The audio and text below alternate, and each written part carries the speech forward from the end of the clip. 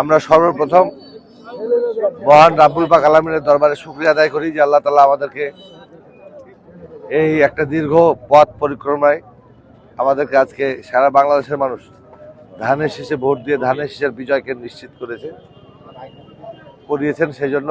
আর এটা আসলে আমি শুরু থেকেই বলছিলাম যে এই নির্বাচনের আয়োজক ছিল দেশের জনগণ, সুতরাং বিজয়টা তো অবশ্যই জনগণেরই বিজয় হয়েছে।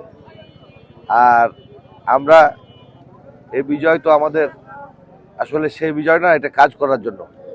তো আমাদের কাজ করতে মানুষের কল্যাণে কাজ করে গেছেন যারা, বিশেষ করে শহীদ রাষ্ট্রপতি জিয়াউর রহমান, আমাদের আমরা যাকে মমতাময়ী মা বলি, মাদার অফ ডেমোক্রেসি, দেশনেত্রী, আপসীর নেত্রী বেগম খালেদা জিয়া,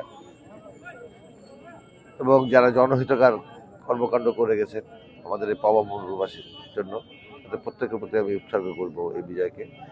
আর আসলে এটা আমার কাছে খুব গুরু দায়িত্ব মনে হচ্ছে, এই কারণে যে আমার পিছিয়ে পড়া জনগোষ্ঠী এতটা অবহেলিত, এতটা উদ্বেলিত, এবং এমনই তাদের এই যে গত নির্বাচনেও এই যে আমাদের অনেক নেতা আহত করেছে আইন শৃঙ্খলা রক্ষা বাহিনী, বাচ্চা ছেলেদেরকে কি ধরনের একটা করেছে।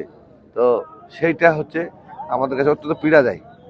আমি মনে করবো যে কোনো একটা পক্ষ অবলম্বন না করে আইন শৃঙ্খলা রক্ষা বাহিনী যদি নির্বাচনের বিশেষ করে কেশরহাটে একটা করতো, সুন্দরভাবে করতো, আরও ভালো হতো। যাই হোক, তারপরেও সব কিছু মিলিয়ে আল্লাহর কাছে আমরা শুকরিয়া আদায় করি। আর আমি কাজ করতে চাই দেশের জন্য, দেশের মানুষের জন্য কাজ, যেমন আমাদের নেতা তারেক রহমান করতে চান, আমরাও ঠিক কাজ করতে চাই। আমি আল্লাহ তাআলার কাছে এটুকুই বলবো যে ন্যায় ও নিষ্ঠার সঙ্গে যেন আমাদের কোনো দায়িত্ব যেগুলো আছে সেগুলো আমরা পালন করতে পারি।